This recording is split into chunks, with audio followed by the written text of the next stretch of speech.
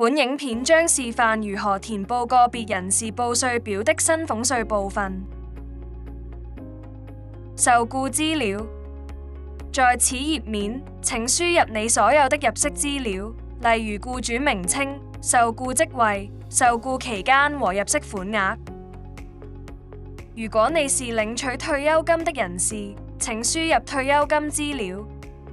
你可以點擊更多受僱工作按鈕以填寫更多受僱工作的資料。為方便你填報，部分受僱資料已根據本局的記錄替你預填。這是否包括本年度入息款額，需視乎僱主填報僱員薪酬報稅表的提交時間。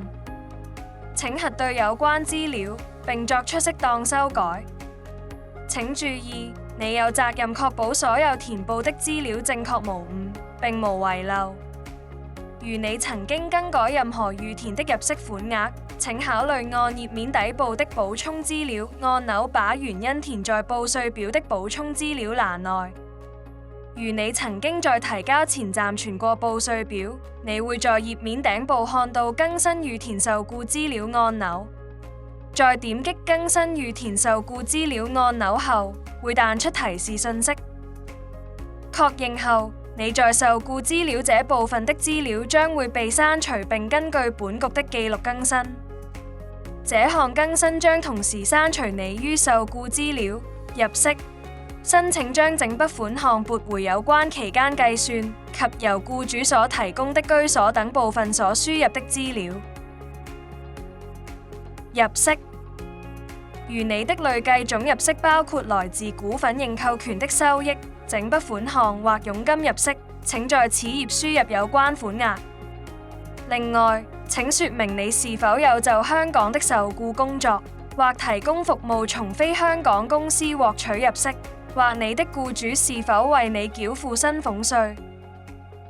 如你希望申請將整筆款項撥回有關期間計算，你可以在申請將整筆款項撥回有關期間計算問題中選擇是並輸入所需資料。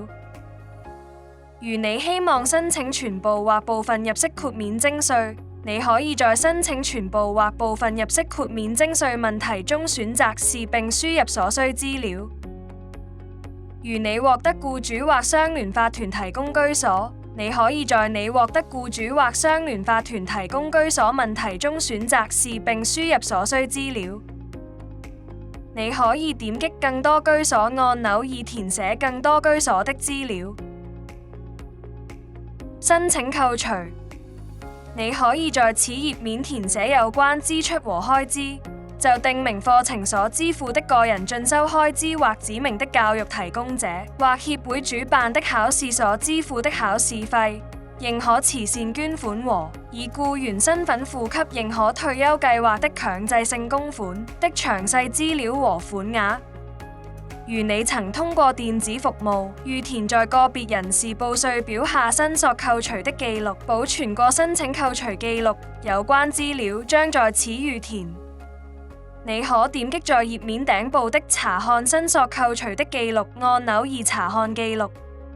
請點擊相關申請扣除項目下方的更新自申索扣除的記錄按鈕，以更新該申請扣除記錄。